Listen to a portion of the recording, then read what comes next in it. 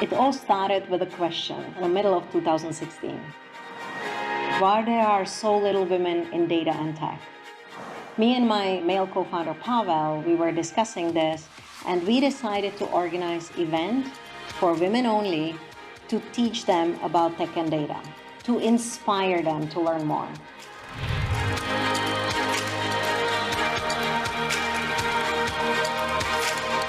We had no idea how many women would register, but we were thinking it's going to be maybe 30 of them. We had 500 of them at the end, and we couldn't find a bigger room than 110 women, which we squeezed in there and started the session. We called it a Data Girls. When we came to Australia a few months later, our partners have already heard of this event, and they asked us, why don't you do it here? And we were quite surprised. Why would we do such an event in Australia? Isn't equality in tech already existing here? The question and then demand of those courses that we've set up showed us otherwise. It was very interesting that this movement was never actually planned as something from the beginning to start a global movement. But what we did, everywhere we went, we organized the event, and we found local volunteers who helped us to run it. In the beginning, the very first year, it was just me and Pavel organizing it together with our first help, Eva, who is now running the Sydney chapter. 4 years later, we do have close to 120 volunteers in 16 countries around the world, and we taught over 8,500 women about data and tech, but as well about some soft skills and about digital marketing. We do have plans to open in Middle East and North Africa in the next month. We are opening and planning chapter in India and other places. This movement would not exist without the incredible help of individuals, our volunteers, our instructors, people who helped us on our way, and our partners. So celebrating the 4 years now is a great moment for all of us who helped us to empower women around the world.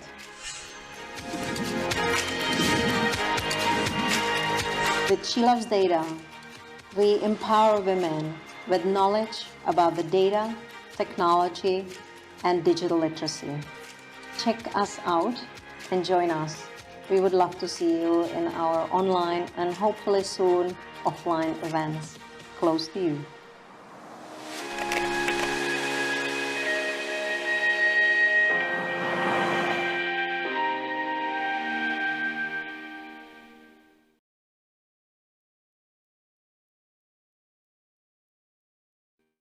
This is amazing. Thank you so much, everyone, for your patience in the beginning. And welcome again to Sheila Zeda's webinar. So what does courage mean in the workplace or in your personal space? While we all admire courage in theory, our confidence, our enthusiasm absolutely diminishes when we actually need to apply it in our daily lives or at work. Courage is not just about facing that roaring tiger, right? It's not just about standing for injustice. It is not just the absence of fear. I believe it is the ability to manage despite having fear. It is being brave and confident enough to do what you believe is right. With this, a very, very beautiful morning, afternoon, and evening to everybody out there. Thank you so much for joining us from different parts of the world yet once again for She Loves Data's second webinar in our leadership series co-presented with Informatica, Rising Strong and Claiming Your Courage narrative. If I know, a lot of you would have joined us for the part one, even if you were not able to, it's absolutely fine. Part one of this series focused on why we need courage to persist in ambiguous times and helped us to identify the thought barriers, the saboteurs that caught in your way. Now that we have addressed the whys and what, here we are once again to learn about how and when today. So the major focus for today's workshop will be to learn claiming back your courage to lead. And of course, reframing the stories we tell ourselves to empower us to take bold action despite the odds. We are definitely here joined by us with four brave and inspiring women from industry with a lot of insights to share with us today in this power-packed next 1.5 hour workshop. So grab your tea, grab your coffee, get a pen and a notebook because we do have a hands-on session as well in smaller groups for you to actually start working on your fears and courage. Before I move ahead, very quickly, I would like to share once again a bit about She Loves Data's journey and why do we do what do we do. And of course, I know a lot of you are returning community members, but it's always amazing, right, to share your success stories and the support that you all have been giving to us. So we are a global nonprofit and volunteer-run organization founded in the year 2016 in Singapore, Singapore being our headquarters. And of course, you see that we are already around since 5 years. So we are going to complete 5th anniversary this year. Our mission is to inspire more and more women to pursue careers in tech and data and help them get ready for the future of jobs. We, of course, focus primarily on the activities which is related to diversity, data, and digital literacy, and offering free workshops, webinars, meetups, panel discussions like the one we are doing today, absolutely free for all of you, all the women out there across the globe. And we are growing crazy. We are growing our community that is power packed with true sisterhood. We help each other by learning as data tribes, by networking, and through coaching sessions for future female leaders like the one we are doing today. So thank you so much for everybody for being here today. You can see different slides here which talks about our impact, and it all just boils down to the proof and validation that we all are doing amazing together, and we should keep this effort going on to actually build more and more sisterhood in the world. So this is amazing. Thank you so much for being a part of our journey. And this slide typically talks about all the key activities that we do. So of course, if you're not from a data background, if you're from a digital marketing background, or if you're looking towards building your leadership path, or maybe deep dive into technology, or maybe, just to connect for sisterhood through meetups, we do everything. So you can see all these slides. Definitely look out for our website, www.shelovesdata.com. So you will be able to see all our upcoming events. So what's the agenda for today? 1.5 hours. Don't get scared with the time, guys. It's going to be amazing. We have a live panel coaching session, and we have like amazing, insightful stories from all the industry leaders here that we have in the session today. Then we have a hands-on workshop where you will actually literally identify your strengths. How do you work around it? Write your courage narrative. And we have founder of happiness scientists with us for that, Shine in the room to actually help us do that. And of course, if you have any questions, don't worry. We have a dedicated Q&A session towards the end. And of course, you can put your questions in the chat window and we will try to answer as much as possible. And of course, after the session, please don't be in a rush. Spend a few more minutes to stay with us. We have a lot of important announcements which will be useful for you. And we definitely would be giving you some homework for the next Courage session circle happening soon. And please watch out our emails for all the details. And we definitely will be closing this with a very special graduation ceremony. So you definitely don't want to miss it, right? So thank you so much once again, to our series sponsor, Informatica, and our workshop partner, Happiness Scientist, on behalf of Patricia, our global head of partnerships, who have actually put together this series, and She Loves Data, of course, as a tribe. Thank you once again, Tracy and Shine, for collaborating with us on this. We really, really appreciate, and I'm sure the community appreciates even more than me. So without further ado, please welcome the CEO of Mero CDP and our She Loves Data co-founder, Yana Marla-Ziskova, the women behind She Loves Data's movement, who will moderate this session today. So this is going to be amazing. Grab your notebook, grab some tea, coffee, and this is going to start now. Thank you so much. Over to you, Yana. Thank you, Richa. Isn't it always difficult to actually come and speak after amazing moderator like Richa is? So thanks for joining us this morning or afternoon or evening, wherever you are. I'm dialing in from Europe, so it's a beautiful sunny morning here in the Czech Republic. I want to talk about what we did last time. Last time at our webinar, we with our panelists, Tracy and Dr. Tangwi, we talked about why is it important to have a pipeline of female leaders and what courage means for those leaders to actually progress in their career. And we as well talked about why is it important to demonstrate the courage on your career journey, and how taking rid of all the doubts and all the worries that we have that are holding us back is important.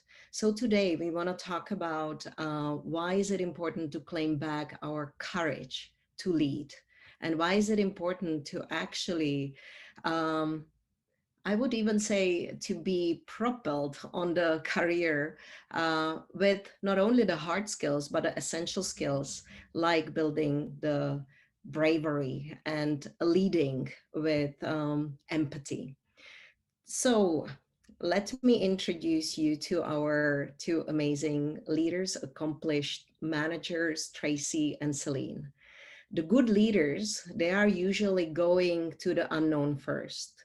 And to go somewhere first, you need to have the courage, you need to have the bravery.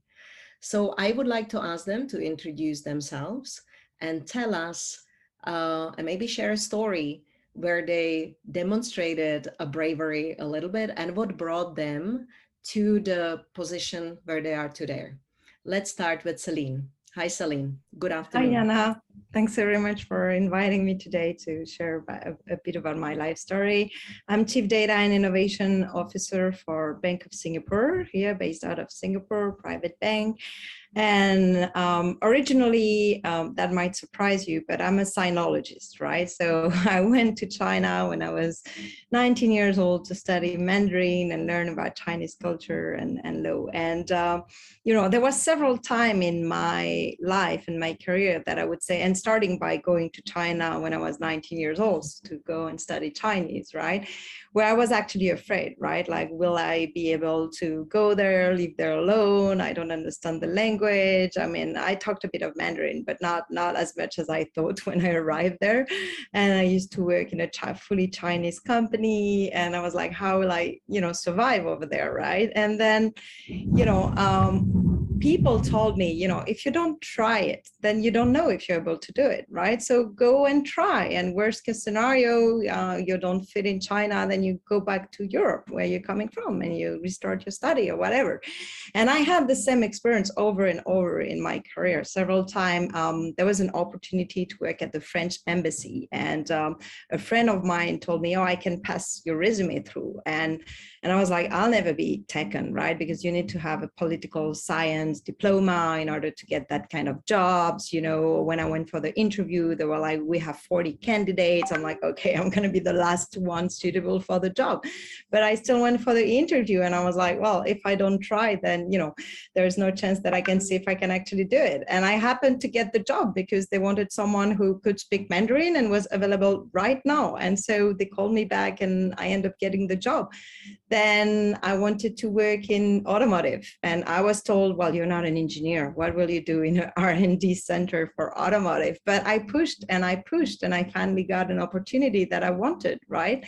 So I think courage is about trusting yourself and what you think that you can achieve. And even, you know, sometimes life will show up with opportunity that you didn't even think of, right? So I was asked to become a chief data officer in one of the major insurance company here in Singapore when I was based out of China. And so I had to move with my whole family.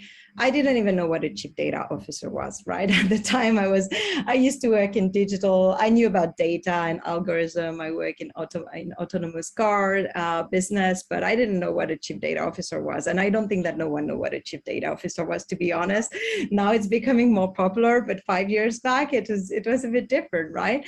And so new industry, new country, new job, right? I mean, at the end of the day, a job description is always, you know, what the ID that, you know, people had to post in order to recruit someone. But I always had the belief that you do of your job whatever you feel like, right? And so it's only, you need to get the courage as well to expand the limits or the border of your own, you know, written job description, and to be able to take up some, you know, more tasks, for example, that are not really in your scope, but that will enable you to grow. And that's, you know, how I end up being one of the, you know, woman, female chief data officer here in Singapore, and we're very few globally, and I'm happy. But what I can just finish on is, I now relate that all the courage that, all the opportunity, all the risk that it took every time to get into a new adventure, taking a new job that I thought I would not be able to actually do, brought me where I am today. So it's all those small steps, small, adventures, small risk that brings me to being a chief data officer today. I think this is very true. Usually courage doesn't require one big action that is very brave, but many, many small steps that require the small bravery that actually leads you where you are today. Thank you. Tracy, how about you? Hi Yana, hi Celine and everyone. Very excited to be here again. Tracy here, cover marketing across Asia Pacific, Japan and Informatica. Very happy to continue a discussion on courage and leadership. Well, there are a few times I almost threw in the towel. One of them was that I was denied of a permanent job by a male manager. It was more important to keep me in the team to let me progress in my career. I have a family. I need a permanent job. I was very upset. I hunted, I found another job. I was very ready to leave one of the largest and longest standing tech firm. I did not speak to the big boss, my manager's boss, as I felt I was just a contractor. A very nice colleague found out I was leaving. She quickly informed the big boss, who graciously created a permanent role for me. My new manager was wonderful. I had to gird up my courage to speak up to my big boss, which is not my DNA. I am the first person who loves to sweep things under the carpet, take the easy way out. Being courageous is not my cup of tea, but that moment of courage was a turning point in my career. I think it's fantastic. So you basically say we can learn courage. That's what you say. Yes, absolutely. We can. That's great. Fantastic. So this is a very good news for all of us. Ladies, if I, look at you, you are really accomplished leaders. You have received many awards, in the women in tech and the data world. How would you describe yourself as a leader? What represents your leadership style? Celine. I think I'm a very I'm definitely not I define myself as a coordinator of great talent, right? So my team are great people that I hire. I work, I manage team of data scientists, data engineers, data management professional, BI specialist in Tableau, Power BI, and others, right? And I am myself not a data scientist, as I already told at the beginning. I'm a sinologist. Of course, I do understand data and what is the business impact that it can have. I have a background in procurement and project management, and but I trust the people. So I hire very qualified people, and I'm here to enable them, right? And I'm here to protect them, right? So I'm a mother of 3 kids as well, and I see myself as the mother of my team. I'm here to protect them and to ensure that they can grow, right? I'm here to, take the heat if there is a heat that needs to be taken, because, at the end of the day, they're my team. I'm their boss, right? So if there's something going wrong, then I'm the first responsible. I never throw people under the bus, I believe.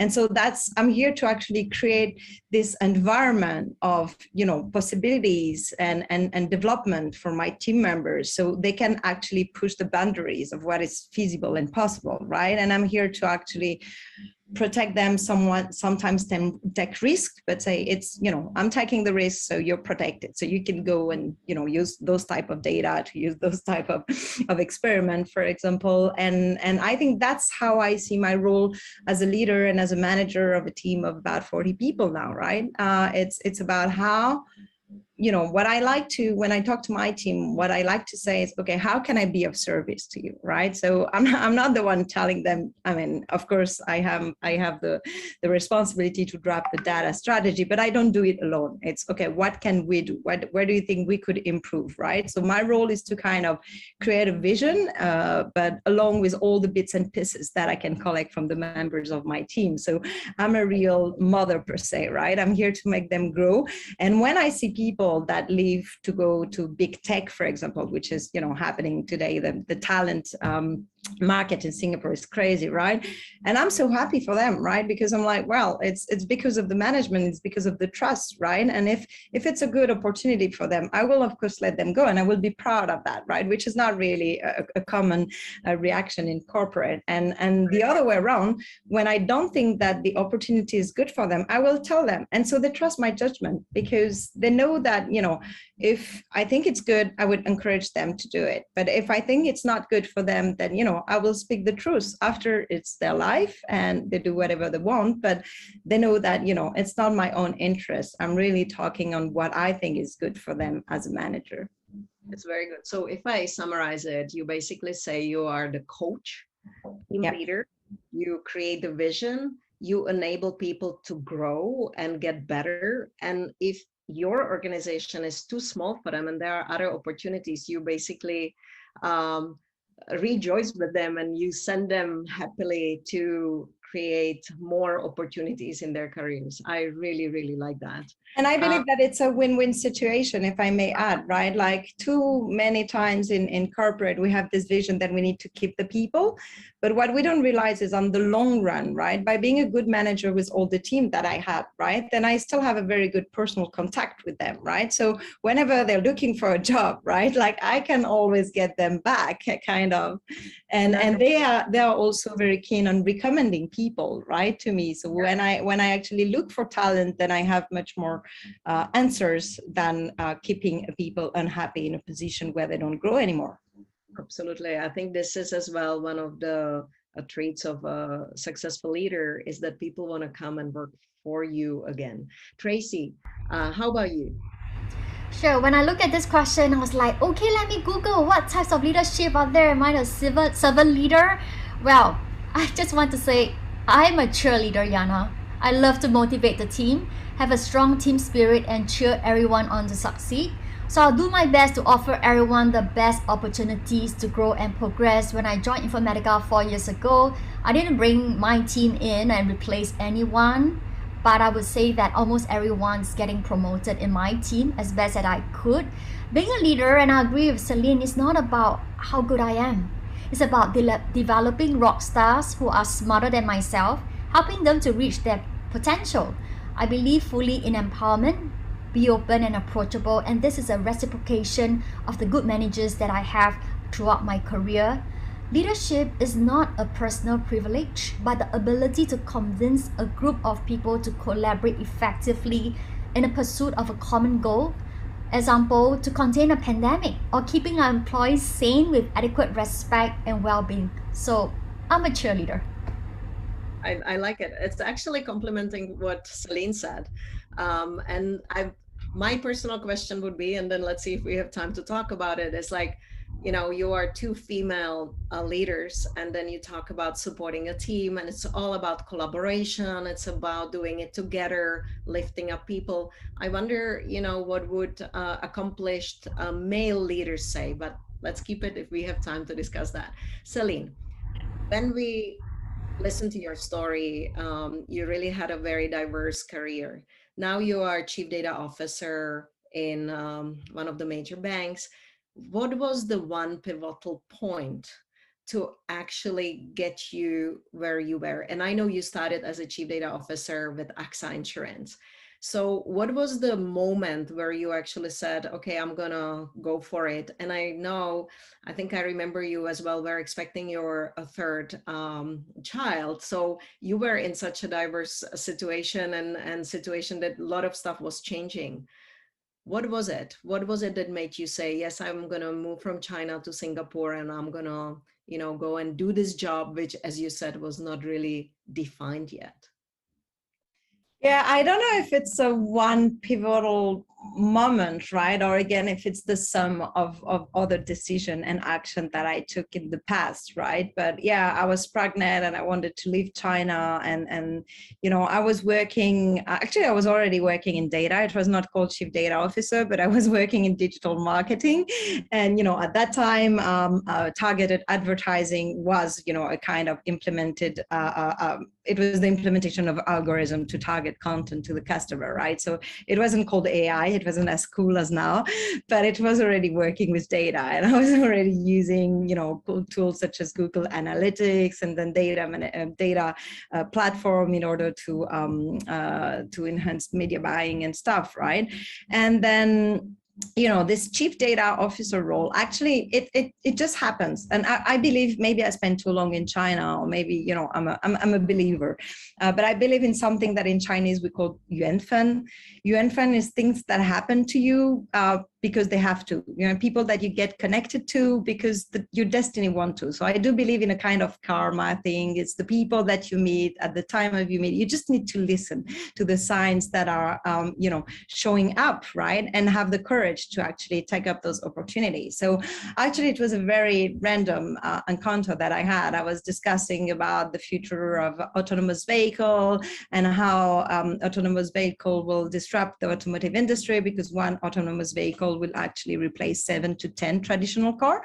So as a car manufacturer, it disrupts your business model. So I was discussing about this, at a conference with a big headshot from AXA Insurance. And then I made a joke. I asked them, so by the way, I hope that you're not only selling insurance to driver, because soon there won't be any driver. You got that? And then realized, well, wow, that's a big part of our portfolio. So this is how, they got interested with my profile, and they were like, okay. And I will be always thankful to my boss, because he took a risk. He took a risk of hiring a girl not coming from Singapore, not coming from insurance, to a role that was also newly created in the organization. He and the CEO, who was a woman that I dearly love as well. I was pregnant, as you just mentioned, when I did the interview. And the only thing that she asked me during the interview is like, I expect not to see you after 6 p.m. because you got to be a mother. And that's the most important. That's the only question that she asked me, was like, I don't want to see you after 6 p.m. The rest, I trust that, you've been selected, and, I read your profile, and that was okay. So it was a leap of faith on both sides, right? On their side, to hire someone that is not an actuary, not a data scientist, not coming from an IT background, which is generally what the chief data officer come from. And then to trust that, with what I've done in the past, then, I would be able to change things also in that company. And so, I was actually, for me, it was a sign. It was a sign that, it was a great opportunity for me, and that I had to take the risk.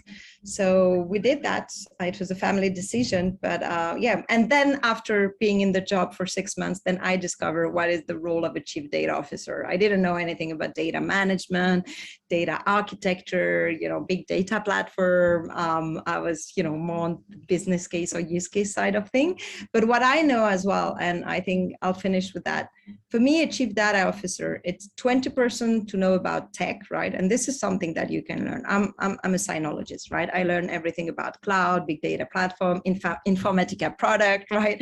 You have great product out there, and people like Tracy that can teach you about those. And it's 50% about changing people. You need to change the mindset. You need to upskill the people. You need to get them ready for the future, a future where AI, automation, and data is everywhere. And how can we use them, the best? And it includes changing processes sometime, and creating new job, and then retiring some others. So this is a change job for me. 50% of the job is about people and managing the change. So yeah. I can't agree more. I work with data and people every day. And I even say like technology is only 30%, because you need to have the culture of the change and culture for innovation, and changing the mindset is the hardest. I can't agree more. Well, it's fantastic to hear about the AXA CEO, and we need more of those, I would say, visionary and empathic leaders, because Tracy, we talked last time that there is only 5% of C-level female leaders in the organizations. And we talked about a little bit what can be done to actually change that. And I really wonder, to give opportunity to female leaders like Celine, being in a situation that is not typical for a promotion and joining a top management. How can female leaders today support the next generation of the diverse leadership? What is your take on that? Sure. A bit of good news. 5% last January, and this January it's 7% for female CEOs, 13% for CFOs. However, research is still showing that young girls are still unaware of the opportunities in STEM due to the lack of female role models as well as gender stereotyping. So the percentage of female graduating in science is about 50% compared to 35% in computing or IT, right? Versus even lower 27% pursuing IT career. Now, I believe that today some of the organizations have already started to offer, firstly, I think that's what Celine's CEO boss did, deliberate hire a woman to fill that role. For those of you who are a manager, you have the power to hire, be deliberate. And this is one thing that Informatica, our male CEO, Amit Walia, has made it a deliberate effort that we must hire more women, that there must be a panel of women that we interview, right? Be conscious of narrowing the gender gap in the organization. Start with young girls, encourage them to take up STEM subjects in their higher education careers. With the global pandemic with no end in sight, technology connectivity is what keeps the world going.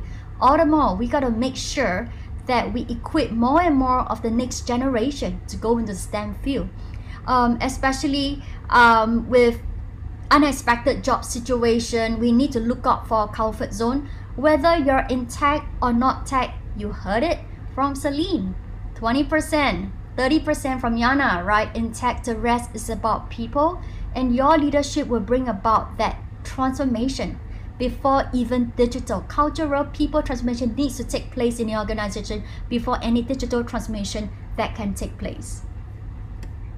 Yeah, I think you're so right, and it's fantastic that we see the change, and there is a positive trend.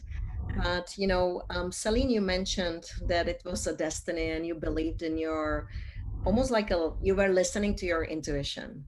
And this is what we are talking about with Cheyenne in this in those workshop series, how to believe in ourselves and how to actually progress despite the career setbacks, despite the pandemics, despite that we are overwhelmed by what is happening in the world and how we have to react on that.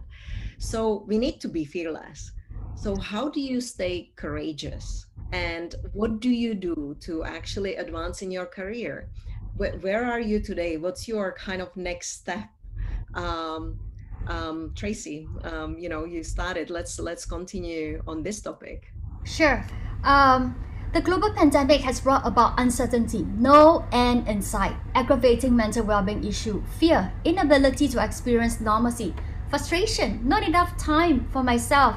Celine, you look so young. It's amazing. You're a mother of 3, right? So really capable, very power lady, serving the world, serving in the IT industry. Fatigue. We are mentally, physically, emotionally drained from working from home and not able to have that human contact. And I think it's important that as a manager, as a leader, every one of us, right, we need to think on our feet. We need to make sound, and many times today, uninformed decision, because there's no theoretical framework in history to resolve a global pandemic yet. Adaptability, flexibility, empathy, resiliency to withstand hardship are very important qualities. Surround yourselves with good mentors. Have an all-rounder perspective. Form an alliance at work in the industry. Self-care, taking the first step. And before I hand over to Celine, I would like to bring up a global figure for us to think about courage. And this was said about her. When the world is silent, even one voice becomes powerful.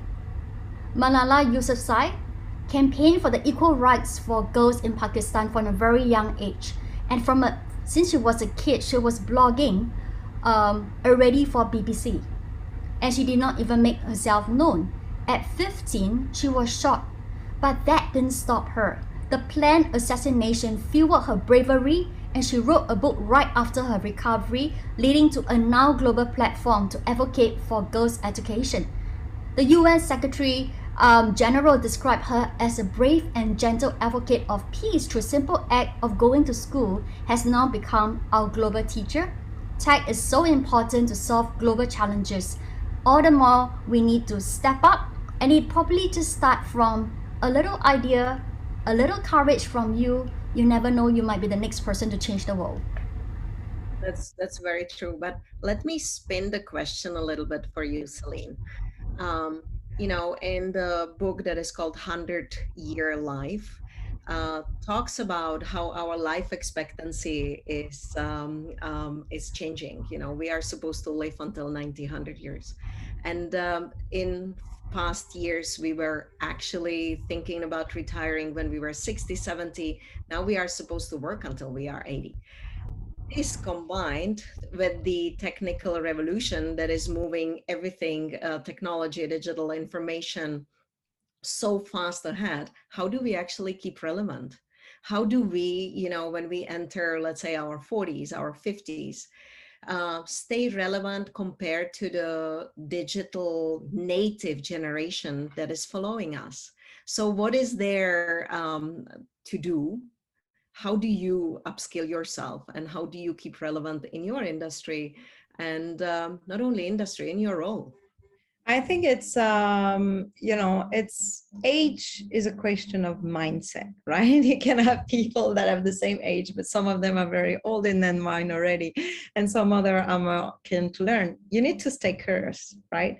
You need to have the courage to keep upskilling yourself. And today you have like tremendous opportunity, not mentioning she loves data, right? But if I think about data camps, so, I'm a big fan of data camps. So myself, I'm taking their course, Coursera, LinkedIn Learning, all the MOOC, all the university that are going online, especially with the COVID, that are reinforced all the online learning, right? We are in a generation, right? And I mean, I'm not talking about age here.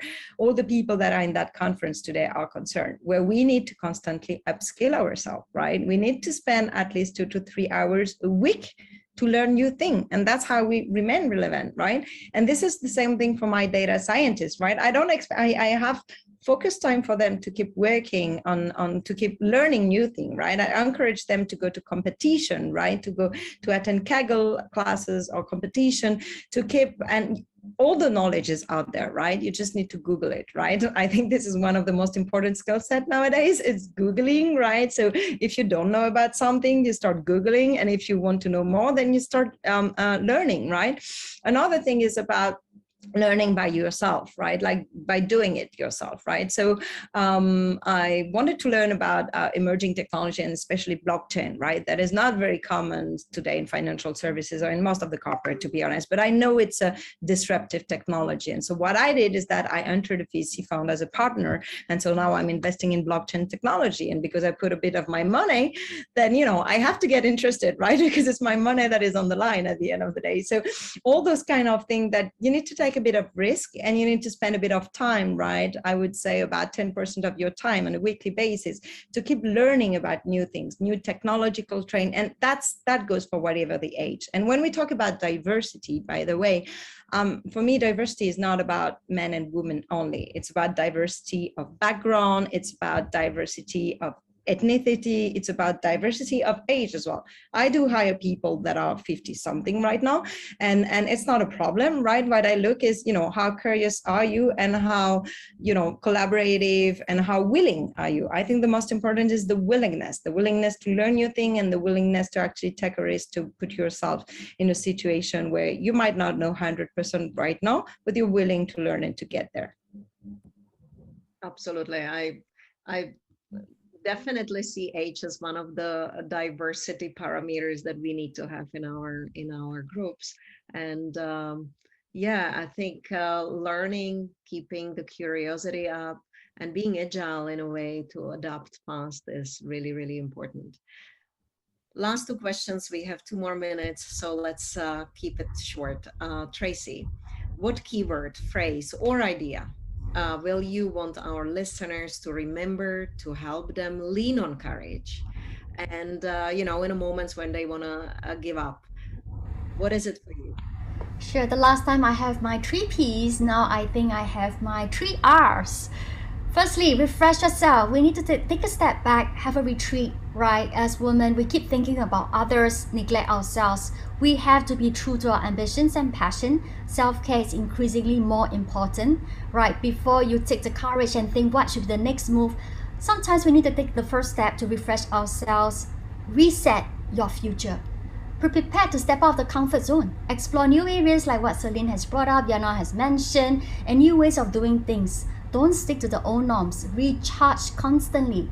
Pick up hard skills, soft skills, constantly improve yourself with a renewed mindset. Learn from mistakes and fail it forward. Pick yourself up quickly and move on.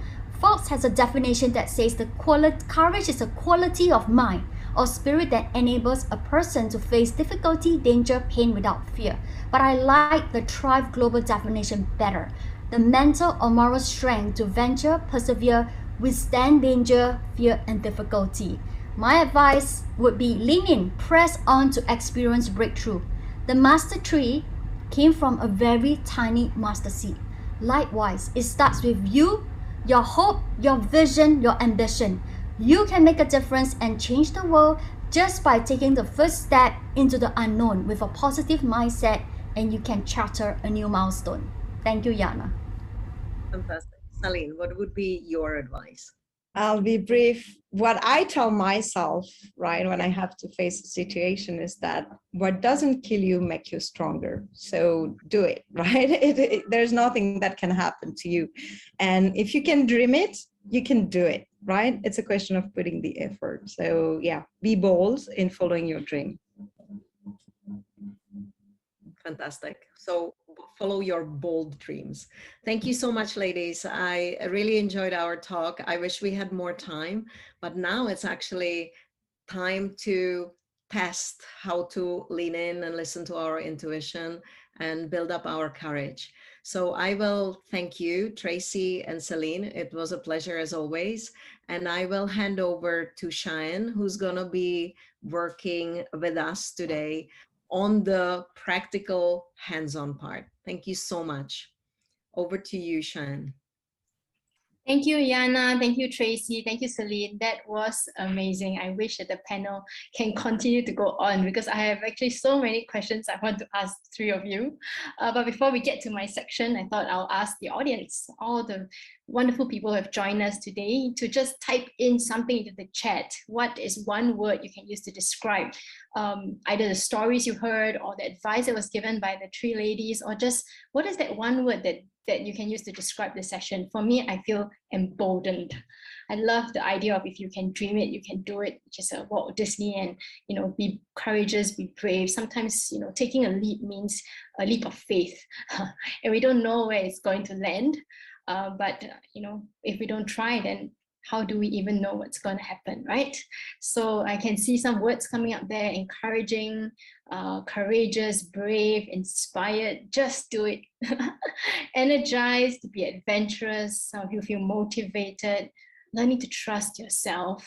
I know in the last session that we met, we talked a lot about self-doubt. We talked about the saboteurs that get in our way and how sometimes we give up our power because we do not know any other way to do it. But I'm hoping that for those of you who came for the first session, that you have learned more about that and how we can overcome that. And if you didn't come for the first session, no worries at all. We have it as a video on YouTube, so you can always review it, right? Dream it, do it. Follow your bold dreams. Beautiful. Okay, so today we are going to focus on this topic: rising strong and claiming your courage narratives. How can we tap on our strengths to write a story that we want, not that is written for us, write a story that we ourselves can believe in? So this is really part of a leadership series. As I mentioned, we had a first webinar where we talked about, flexing our courage muscles and what's getting in the way, our saboteurs.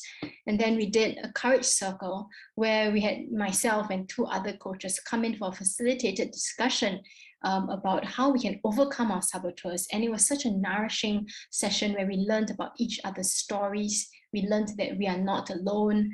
And most of all, we learned that within us is the ability, and we also have the courage. It's just maybe sometimes we've forgotten that we do have it. And today in our second webinar, we are talking about how we can tap on our strengths in order to rewrite the story, or write a story that we really want and believe in. In 2 weeks' time, we will be having our second Courage Circle, again, facilitated in small groups. I'll tell you a little bit more about that later, where we will talk about, the story that we have kind of started off thinking about today. And in those sessions, we have more time to go a bit deeper. Okay, so we're going to start off by talking about rising strong. And I love this quote from Brené Brown, one of my sheroes. The truth is that falling hurts. The dare is to keep being brave and feel your way back up. In one of her books, which is exactly titled Rising Strong, she defined rising strong as finding the courage to stand up even when things are difficult or when we have failed. And in the last 1.5 years, or even before the pandemic, there have been so many times where many of us came face to face with our greatest fears, or came face to face with things that landed in our lap which we didn't want, or made mistakes. And maybe some of us wanted to crawl into a hole somewhere and hide. And in those moments, we had to find the courage to stand back up. Sometimes we had to face the saboteurs that came up in our minds again and again and again. And finding the courage in rising strong also means that we take steps towards becoming the leader that we want to be. So I loved hearing the story shared earlier, and it reminded me of a time just about 1.5 years ago in the early days of the pandemic. And I had restarted my business, rebranded my business together with a business partner, and we were so excited about the future ahead. And when the pandemic hit, she decided that the instability of running her own business was a little too much for her. And so she decided to leave the partnership and go back into full-time work. And at that moment, I felt like I had failed. I had failed keeping us together. She was a friend as well. I had failed the business because there wasn't any business coming in as a result of, workshop cancellations, a lot of uncertainty in the global environment. And for many months in a row, I looked at my bank account and I felt, maybe it's time, Chan, to do the same thing that she did. Maybe it's time to step away and go back into a full-time job to get back the stability. But at that moment, I asked myself, and I went back to my why and asked myself, why did I even begin this journey? Like Celine said, I took the bold leap 11 years ago to go from a full-time salaried employee into my own business. And if I were to just stop now, what does it say? What is that story that I want to write? And I decided to press on. I dug deep into my strengths, and that is why we're going to be talking about our strengths today. And as a result, managed to turn around the business, and now it's doing very, very well as we hopefully coming into the tail end of the pandemic. So rising strong doesn't mean that we have all the answers. It doesn't mean that we have to stay strong even in the face of everything. It means that we have to find the courage within ourselves. And how do we actually do that? So today we're going to explore, number one, tapping on the strengths that we have, our inner resources that give us the confidence, that energize us, that motivate us from within. And the second one is we're going to use those strengths to then claim a new courage narrative. The opportunity or the choice that we have is always there to write a new story for ourselves, one that we want to walk, one that we want to live. So what are strengths? In the world of positive psychology, strengths refer to the positive and core characteristics of your personality. And this is encouraging because these strengths are something that we have within us. It is not something that someone can take away. Sure, there will be times when we don't realize that we have these strengths. Later, we'll be doing an activity where we get to discover strengths that we may not even be able to see ourselves. But these strengths are so powerful because if we know how to leverage them, if we know how to apply the strengths, we will be able to be our best. We will feel more confident. When we have our strengths, we can look at a challenge and ask ourselves, how can we use the strength that we have now to face this challenge that we have in front of us? It also allows us to feel more energized.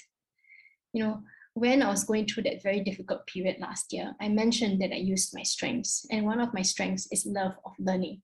The other strength is love. I saw so many people around me who were struggling far greater than I was. And I asked myself, how do I combine these two strengths?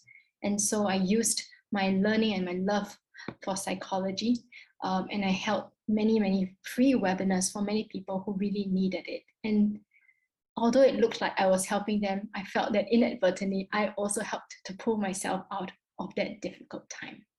So many of us, sometimes when we're going through a difficult time, the only thing that we can think of are our weaknesses, but the research supports and encourages us to do the opposite, and that is identify what our strengths are and tap on those strengths so that we can overcome those challenges. Now, I have asked many of you before coming here to do a little bit of a strengths survey, but if you haven't had the time, it's okay. Let's do a little chime in the chat right now. Please look at these 6 circles over here. These 6 circles over here represent 6 virtues, and under each virtue contains some character strengths, right? And the notion behind this is every strength that sits under each virtue, if you can exercise them, leads you on a pathway towards a bigger virtue. And since courage is our theme today, if we want to be more courageous, then we want to be able to exercise the strengths of bravery. It was talked a lot about earlier, the strengths of honesty, being honest with the people around us, but also being honest with ourselves, right? Perseverance, being able to push through. I heard that word said many times from the panel earlier. And having the zest, the never say die spirit, to then be able to get through and become courageous. So I just want to ask all of you, if you have done the survey, please type into the chat one of the strengths that came out right on top. And for those of you who haven't done the survey, I'll let you know how you can do it. But for now, if you can look right on the screen, please choose one of the strengths you see there that you identify with, that you resonate with, that you say, hey, when I see that strength, I know that's me. Please type it into the chat. I'm seeing it come out. Lovely. Kindness, honesty, love of learning, kindness. Wow, we have lots of love of learning here. And that's why you're here, to continue learning the process. And I think that's what Celine said, and both Tracy as well. We need to constantly refresh ourselves, pick up new skills. Curiosity, zest, bravery, gratitude, humility, curiosity, stay curious, creativity, love of learning. Wow. See, when we talk about our strengths, I can't help smiling. And very often, as I mentioned, sometimes we have in our brain this thing called the negative bias, which predisposes us to think of only the bad things or focus our attention on the things that we can't do. So today, we are going to shift our lens. We are going to put on a strengths lens, okay, and see how we can use that strengths lens to face the challenges and to thrive. Okay, thank you everyone for sharing. So if you haven't done the survey, you can actually go to the VIA Institute. We will be able to send the link out after the webinar, where you can actually do a quick survey that will identify for you a constellation of strengths which come out right at the top. Okay, there are 24 strengths that both the 2 researchers, Dr. Martin Seligman, the founder of the field of positive psychology, and his partner, Dr. Chris Peterson, have identified as universal strengths that can be cultivated, that can be built. Now, in the earlier part of the panel, I remember the panelists talking about how courage is something that we can build. And that's why strengths come in so important in today's webinar. Every one of the strengths that you have typed into the chat is something that can be built.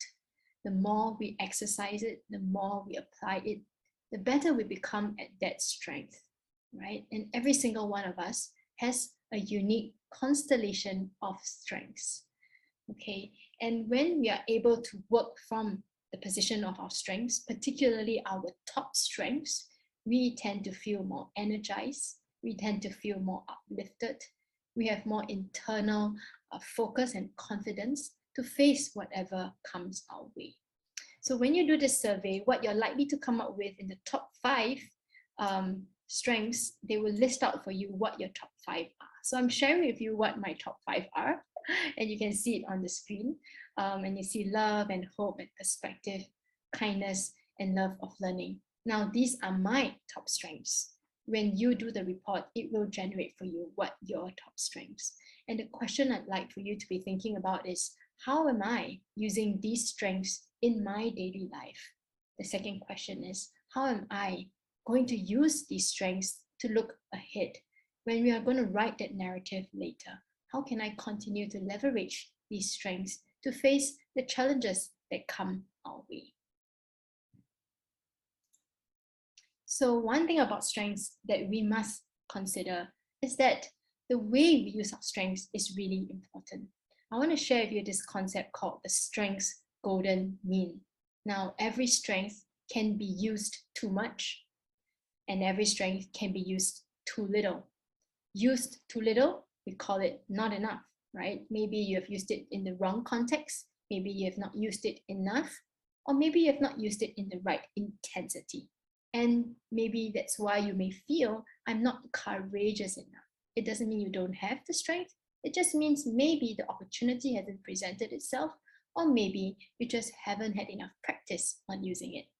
Strengths can also be overused. Maybe it's too intense, or maybe you're using it all the time, or maybe you're using it in the context that doesn't demand it, and it may come across like it is a weakness instead of a strength. So I want to do a little exercise with you, and I just want you to type it into the chat. Now, what happens when leadership is overused? What would that feel like on the receiving end? What happens when leadership is overused? Please type it into the chat. What happens when leadership is overused? Okay, right. You can feel like you're a child, right? And eventually may learn to be helpless, stifling, you're dominant, micromanaging, very draining, overbearing, right? Some people may even call this environment very toxic. People tend to withdraw. Yes, but what happens if leadership is underused? What happens if leadership is underused? Let's type that into the chat. Unsupported, right? Lack of order? Absolutely. Yeah. Anything and everything goes. No sense of direction, lack of purpose, lack of influence. Decision-making gets to a halt. Maybe there's a bottleneck. No discipline, right? People become tardy. It's confusing. So Aristotle called the optimal usage of our strength, where this golden mean is, he referred to it as a term called practical wisdom. That when we apply our strengths, we must also come with the wisdom of knowing when to apply it, in what amount to apply it, and also the right strength to apply it. So when you look at your top strengths, that's another question you can be thinking about. Am I using my strengths in the right amount? Am I using it in the right context? And very often, maybe what it just means and what it may need on your end is just to tweak a little bit, maybe on the intensity, or maybe you're using a strength in one domain, but not using it in another domain, in which case, maybe if you did, then it would become and reach a more optimal zone. Okay, let's do an example together. I want to share with you about this amazing lady. We're still in the mood of the Olympics. I don't know about you, but I am. And this lady from Philippines, gold weightlifting champion, Hidilyn Diaz. I'm just so overwhelmed by a story whenever I see this picture. Came in gold after a very arduous journey. Number one, Tokyo 2020 got postponed to this year. Number two, she had gone to Malaysia to train, and then the whole pandemic hit, and she was forced to stay where she was. And she was put up in an apartment together with her coach, and trying to practice lifting weights with those huge weights in the apartment. She was fearful that every single time when she put down the weight, that she would crack the floor of her landlord. But she didn't give up. She didn't say, I'm gonna just forget about the Olympics. Instead, they decided to move into a house, and I'll show you the picture of the house later, where she continued to train every single day. And before the equipment, she even trained with wooden poles and gallons of water. Yes, go Philippines. So I want to ask you, let's do an exercise called strength spotting. What can you identify just based on that very brief story are some of Hidilyn's strengths? Please type it into the chat. What do you identify are some of Dylan's strengths. Perseverance, absolutely. What else? Relentless courage, right? When you don't know whether or not what the outcome is, she still went full spring at it, right? All the time that she was in Malaysia, if you read the interview, she didn't give up. She continued training, very tenacious, very brave. And when the coach was interviewed, he said he has never come across someone with such a positive mental attitude, right? She's fearless, she's a strong willingness, she's dedicated, and she continued to go at it. She has written her own story. And if we were to connect strengths to story, it is a very beautiful connection, because let me show you this picture of where she was working out in Malacca, in Malaysia. Yes, she had a dream to pursue. She doubled down on her strengths, a positive mental attitude. Of course, she had the support of a coach. But if we look at this picture and the conditions that surround it, it could have turned out in a very different way. It could have been a case of a story where she said, I got stranded in this country. The conditions are not, it's not my gym, it's not my country. Yes, I have my coach, but the environment is different. She could have come up with a very different story, and maybe the outcome would have been very different as well. But what is the story that she's telling herself as she goes through every single piece of training that she does, every single day where she stands there and trains in an unfamiliar environment, moving from an apartment into a house in a place in a country that's not her own, still not sure whether the Olympics is going to go on, and not sure how things are back in her own country as well as the pandemic is raging. What is the story you think that Dylan is telling herself? I don't have an answer in my mind. I'm just asking you. Yes, Elsie has typed in, nothing's impossible.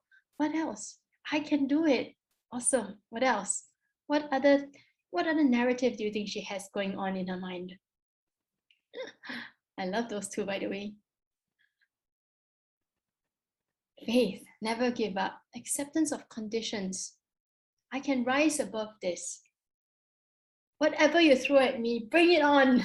That's the feeling I get when I read the story, right? Whatever the result, do your best against all odds. You see, when we tap into our strengths, we have the opportunity, we have the chance to write a new story, just like Dylan, right? I won't stop, go for gold. So why stories? Stories are very powerful.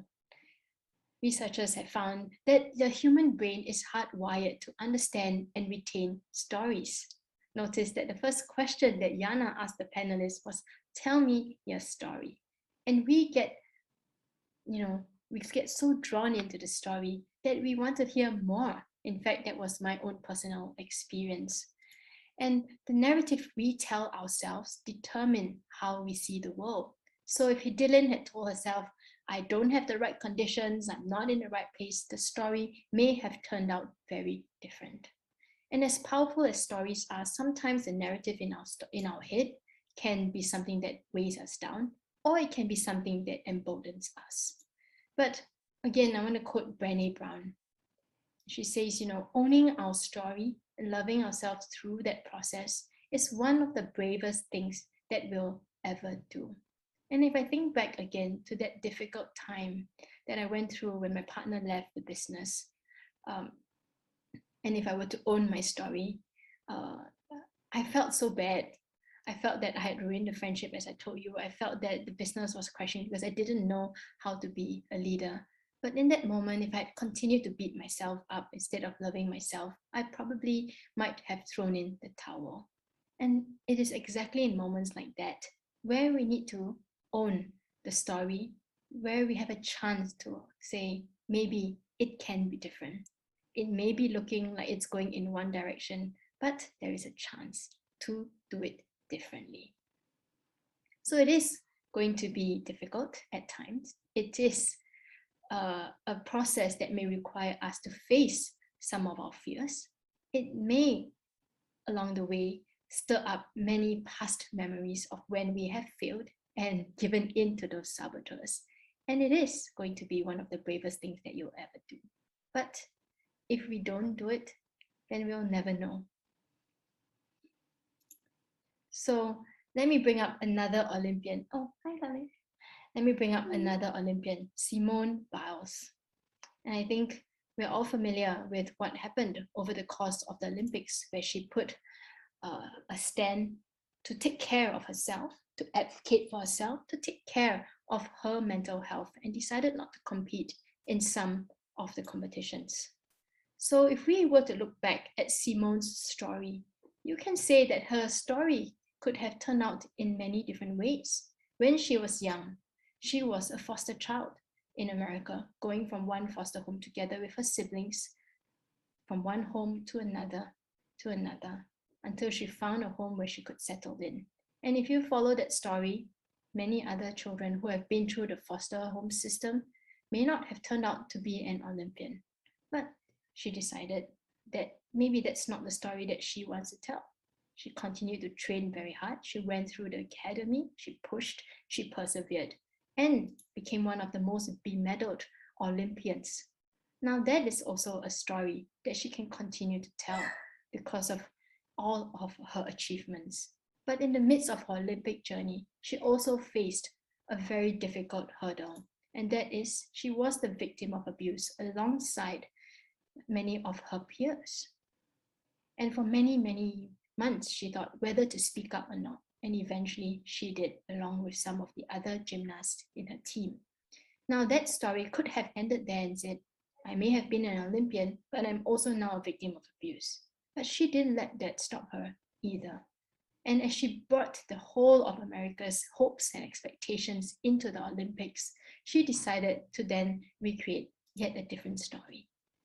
I may be the best gymnast for this, but my mental health at the moment is more important. And she started to recreate a new story to be an advocate for herself. Now that required an incredible amount of courage, right?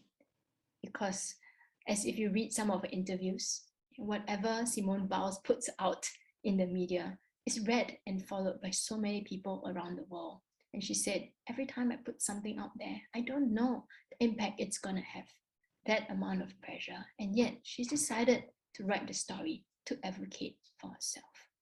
In the end, it was her choice. And as I read through all these different potential narratives that Simone could have told, it is the same for us as well. There could have been so many moments where our story could have been written one way, and maybe something happened and we chose to write it another way. Or maybe for some of us at that moment, it wasn't a choice. And it looked like the story was going one way. But in the end, if we do examine it a little closely, if we take stock of where we are at the moment, even if we're feeling overwhelmed, even if we're feeling exhausted, even if we are thinking, I don't like the story that's going right now, just like Simone, there is an opportunity for you to write a new story, and it is your choice. So we are going to have a time now where we get into hands-on, where we get a chance to write the story, the beginnings of it, by telling a story based on our strengths. Okay, so let me explain to you what we're going to do, and then I'm going to ask Richa to help us to put us into little groups. Okay, so in groups of 3 over the next 12 minutes, I'm going to ask you to take turns to share a story of a time where you used your strengths to overcome a challenge that you faced. And because there's 3 of you in the room, maybe you can tell a short story of about 3 minutes to 4 minutes.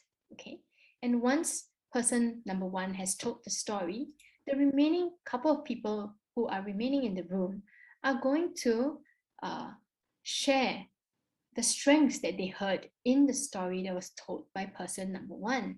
And I would love for you to be as specific as possible. For example, I noticed curiosity when you maybe asked a few questions and so on and so forth, or you demonstrated leadership when you decided to take a leap even when you did not know the outcome. The key behind this is to practice spotting the strength in the story and then telling the person what you see. Okay, and when person 1 has finished, We'll move on to person 2. So about every 4 minutes, we will be rotating, sharing stories and spotting strengths. Okay, so if you are clear on what to do in this segment, can you please type in clear in the chat? Okay, if you're clear on what to do in this segment, please type in clear in the chat.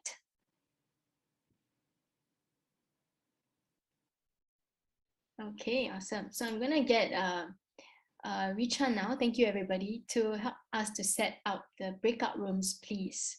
Okay, so we have about 3 people in a group. The most we have is 4. Okay, and we have about 12 minutes to do the sharing. And I really want to encourage you to have a great time. And if you really feel courageous to share a story that maybe you have not told anyone, but I leave it to you. Okay, so thank you, Richa. If you can help to set up the rooms, it'll be great now. Yeah, sure. Okay, Thank so you. everybody, you will get a pop-up window which will say join. So please give us the permission so you can be assigned to the room. Fantastic. Hope you enjoy. Go ahead. Thank you so much, everybody, for coming back. Although we were planning to give you more time, but I think you all are like super fast. Super efficient. What is that strength that's telling us about this group that came back early? Super efficient group. Okay, I think we have got everyone back in the room, I think. Yes, okay. I was just having a nice chat with Richa. We were doing the exercise between ourselves as well. So I just want to ask you all a question. How does it feel like to hear other people tell you about your strengths? Please type it in the chat. Whether they told you strengths that you already knew, maybe some of you learned about strengths you didn't even imagine were in that story that you were telling, but somehow they saw it. How does it feel like to receive and hear about your strengths? Please type it into the chat. Okay, encouraging. Yes, I see Marina, such a big smile on her face. Feels supported, feels refreshing, affirmation, nice. What else? Connected, beautiful. Feel connected. I think for me, like when I was listening to Richa, I could see that light on her face. And she was telling the story as well. Happy, nice surprise. And sometimes, as I mentioned earlier, we may have been telling the story, perhaps maybe about something to do with humility or leadership, but someone else saw something different in you. And sometimes we may feel uncomfortable about receiving or hearing this strength. Someone said it's surprising, maybe it's not usual that we do this, because so much of the time, people do share with us our areas of weakness, and we maybe already know our areas of weakness inside out. So this is kind of like a spin on doing that. Instead of tearing people down, we're going to use this opportunity to lift people up and lift ourselves up. Nice. So I'm going to ask a second question, and that is, what was it like to tell someone else the strengths you saw in them? We are here building a community together. So it's not just about one direction, it's also about the other direction. What was it like to share strengths to people? Tell them what you saw in them. What was that like? Empowering, right? Even when you're the one giving it. What else? Truly listen and have more empathy. It's a very focused way of listening out for something very particular, right? In this case, the strengths. Janelle, thank you for sharing that.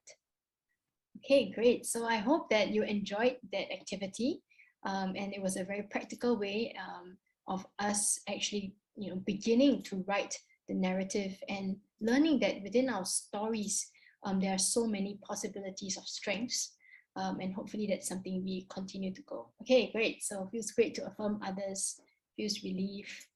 So this is where we come to the, talking about rising strong, tapping on our strengths. And here's where it's kind of building up to this kind of finale, and that is to claim our courage narrative. Actually, you have already been doing it as we did all the various activities, tapping into the chat, spotting the strengths, telling the story. And now I want to end off today's session by doing more of a reflective exercise, right? After a group activity, some of us like to go within. And I think it is within where our strengths lie. It is within where we have that talk with ourselves. You see, a narrative isn't only what we put out to the world.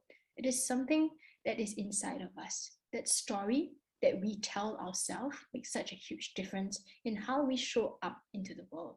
And if we want to show up and lead bravely, if we want to show up and thrive, then what is that story that we are telling inside? It's time for us to claim that for ourselves. Okay, so for this last bit, what I'm going to do is I'm going to play a little bit of music in the background, and I'm going to bring you through a 4-step process. And you can choose to have your eyes closed if you want this to be a time of introspection, or you can also use that pen and paper that Richa was talking about and answer the questions as I talk you through it. And if I talk you through it as well, hopefully I'll be able to share my own thoughts live as I go through it. And you may also listen to a little bit of my own narrative that I'm creating for myself. Okay, so if you're ready for that, let me just get the music going. Okay, and just make sure that you can hear it. Can you hear it? Okay, so everybody, if you would like to, I encourage you to close your eyes, or if you want to, you can also just take out a pen and paper and just follow along with us. In this closing bit of today's webinar, I want to bring you through a process called WHOOP. It sounds very cute, but the best part about WHOOP is that it's very empowering and very practical. And for the first part of this exercise, I'm going to encourage you with question number 1. As you have your eyes closed or with your pen in your hand, we're going to start with a wish. I want to ask you, what is the story or what is the narrative that you wish to write for yourself?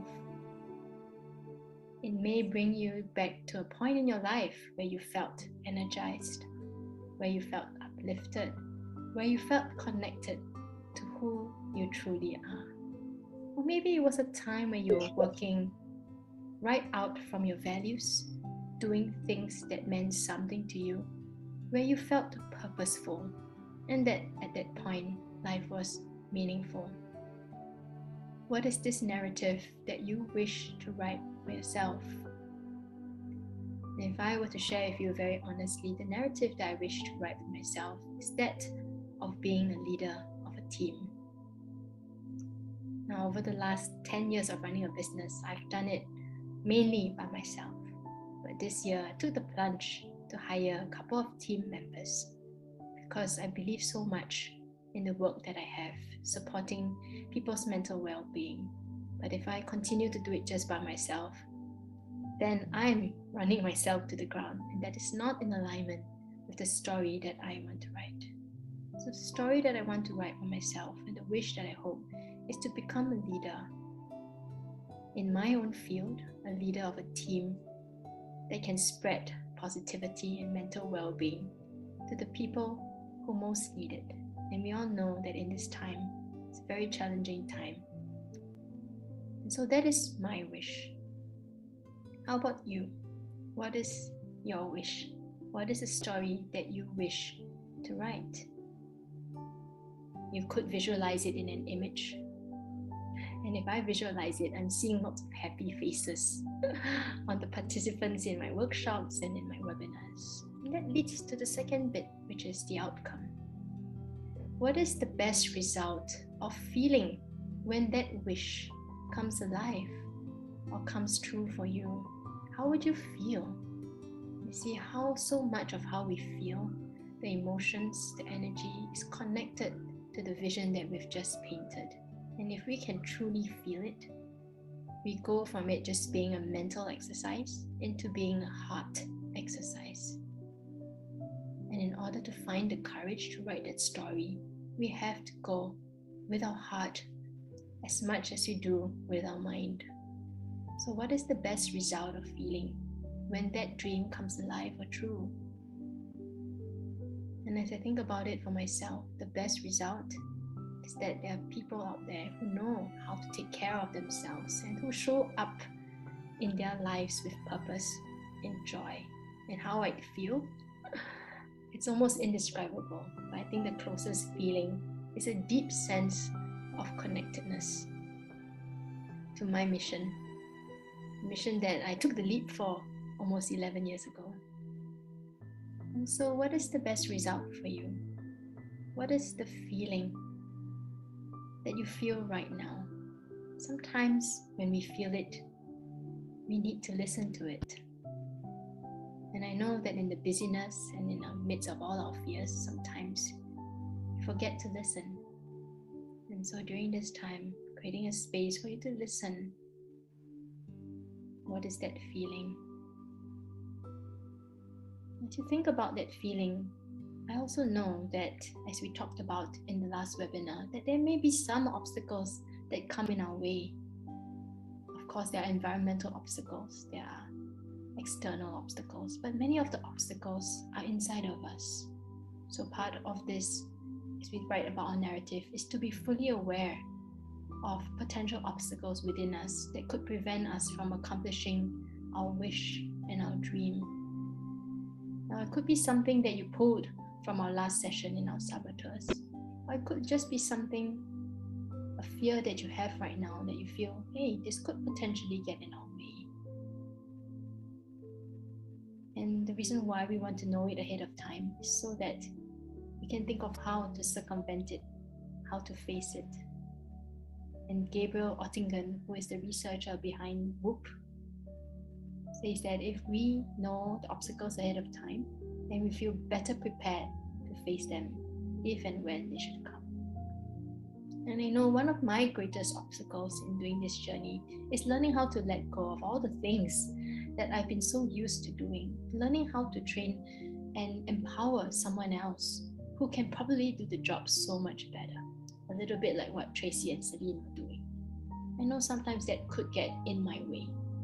Another thing that could get in my way is that I get excited by so many things that sometimes I don't know how to focus. But being in full awareness of that is the awareness that I had. Is really important so that I know how to plan ahead for it. So what are some of those obstacles that could prevent you from accomplishing your wish? And that leads us into the last of the WHOOP, which is P, and that is to plan. For every obstacle that you have come up with, what is your plan for overcoming them? How can you use the strengths that we have talked about today to overcome some of the obstacles that you face? And the more we can plan for it, the stronger that we feel. Many a time, the reason why we can't accomplish the things that we have is not because we're not capable. It's because obstacles arise and we don't know what to do with them. And when there are too many, we tend to feel overwhelmed. So my plan for overcoming my obstacle of not being able to let it go is reminding myself of my own well-being. I'm a mom of 2 beautiful girls. I need time for them. If I want more people to experience what I can offer, I need more members on my team so that I can continue to do the good work while they support me in the background. And I can train up more people to be out there spreading the positivity to people who need it.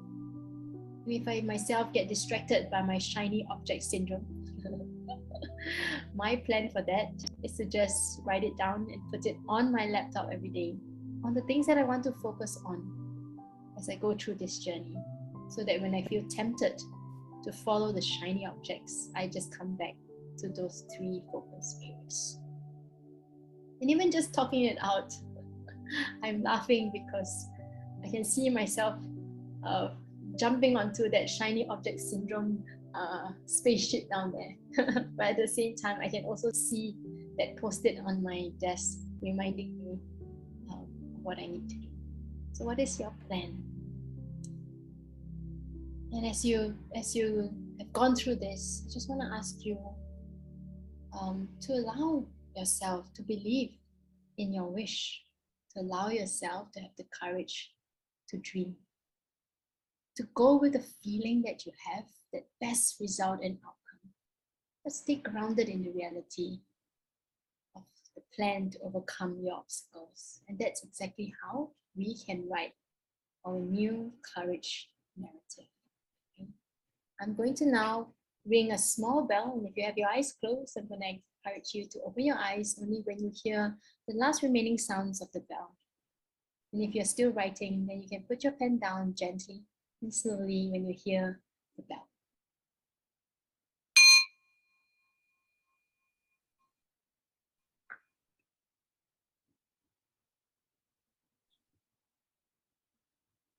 Okay, everybody, welcome back. I hope you had a good time. It certainly felt like I went on a little journey of that vision that I had. So before we close up for the day, I just want to ask you, how was that like for you? How was that like for you?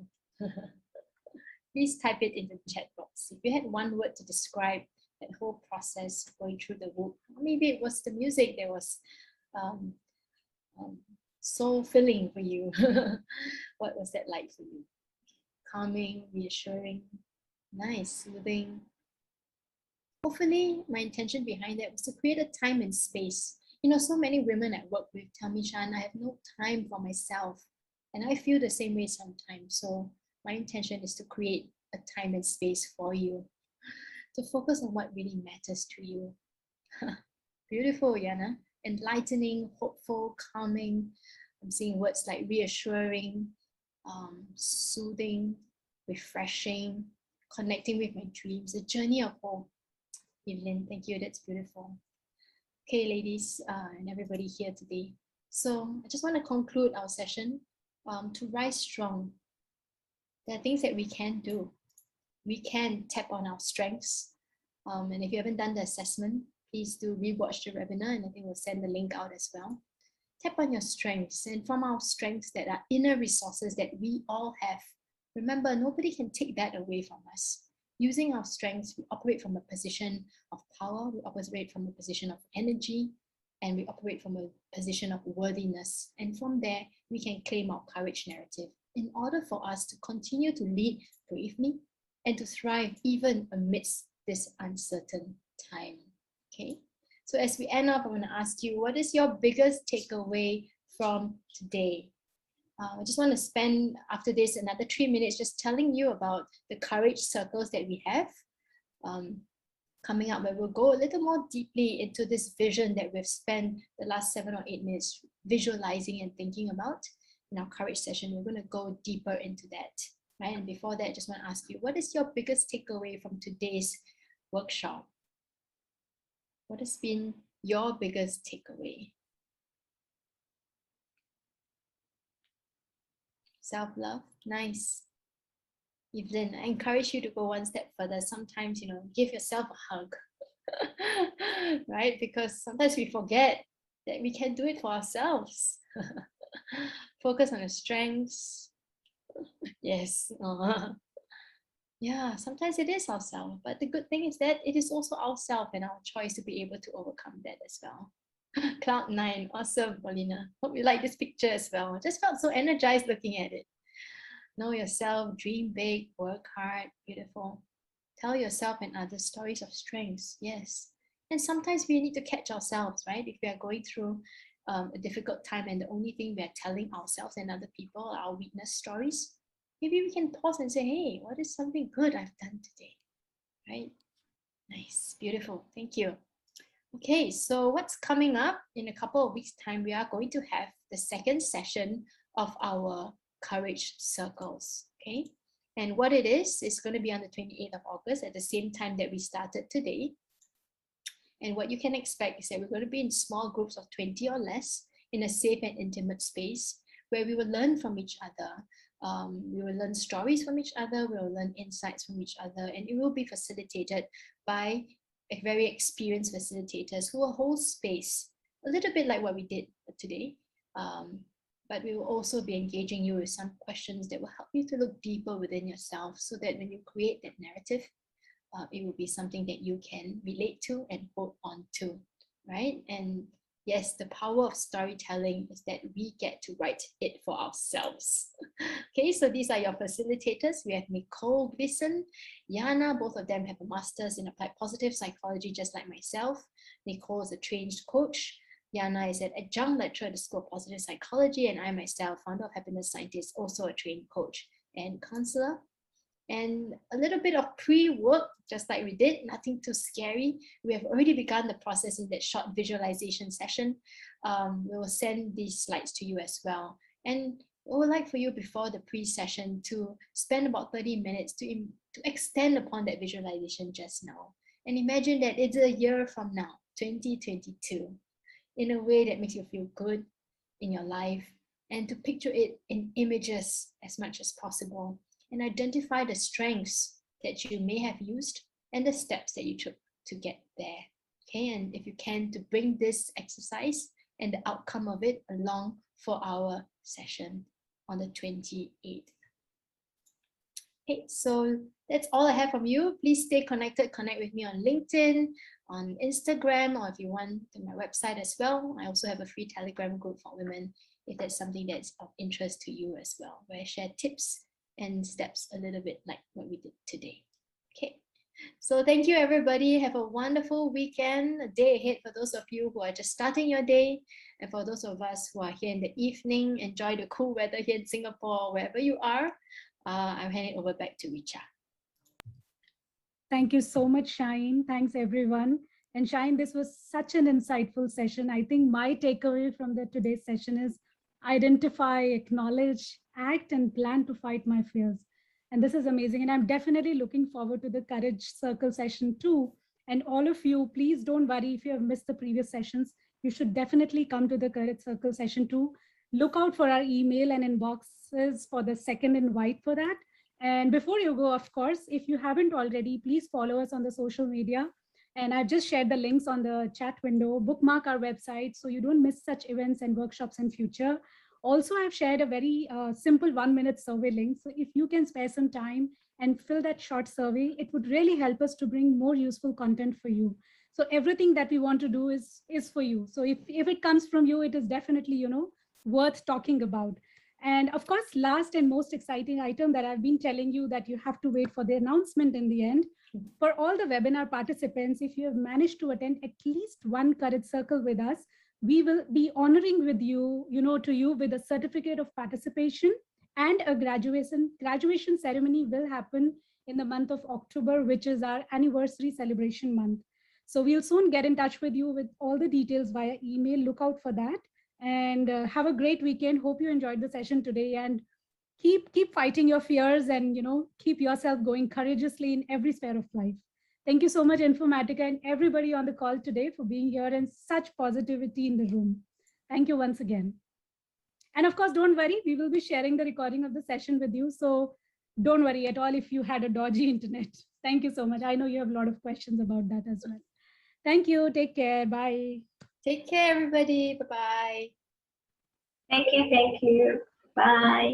Welcome. Bye-bye. Bye, everyone. Take care. Thanks, Tracy. Thank you. Bye-bye. Bye. Thanks for a great session. Thanks, everyone. Welcome. Take care.